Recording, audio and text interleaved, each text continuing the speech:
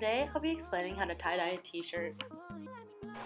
The materials necessary to complete this process include some sort of tie-dye kit, such as a tulip one-step kit, which is what I used. And this kit includes rubber bands, bottles of dye, and gloves. In addition to the kit, you'll need a white t-shirt or any item that you want to dye. Before starting, you'll also need to prep your workspace by laying down garbage bags or newspaper.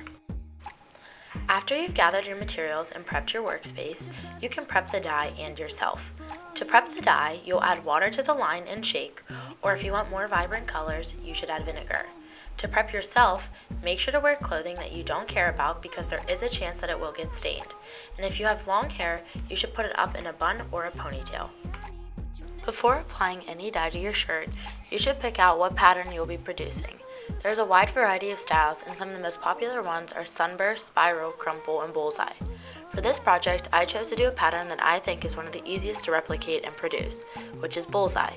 This pattern looks how it sounds and can be compared to a dartboard. Now that the style has been selected, it's time to start adding rubber bands to the shirt so that you can produce the effect that you want. For the bullseye pattern, it's simple. You start by laying the shirt flat on a surface with the tag facing upwards. Next, you'll pinch the center of the shirt and pull it up towards your body. This section of the shirt shouldn't be huge, but it will be the focal point, or the bullseye of your shirt, so it should be big enough. Once you have the shirt in your hand, you should apply a rubber band. The rubber band should be wrapped around the shirt approximately 2 to 3 times so that it's secure.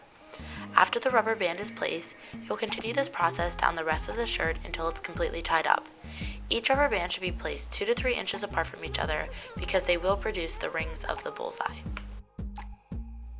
Once you've finished tying up your shirt, it should look something like this. Now you're ready to add dye, but before you add any colors, you should pick out which ones you're going to use. I think using 2 or 3 colors produces the best looking shirts because if you add multiple colors, they'll usually blend together and make for an ugly color. Some color combos that work really well together are red, white, and blue, pink, orange, and yellow, and blue, purple, and green. For this video, I chose to do dark blue, light blue, and green for FGCU. Once you have your colors picked out, you can begin to apply the dye. But first, put on your gloves so you don't stain your hands. When applying the dye, make sure you saturate your shirt entirely because the inside of the shirt could still be white.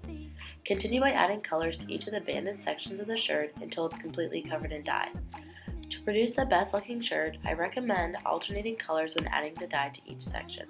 After the shirt is completely covered in dye, you have to wrap it up.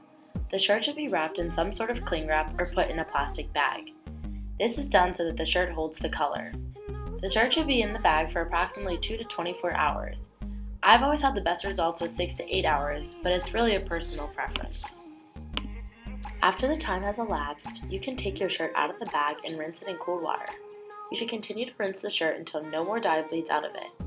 And afterwards, you should wash your shirt in the washer, and make sure that your washer is set to rinse in cold water.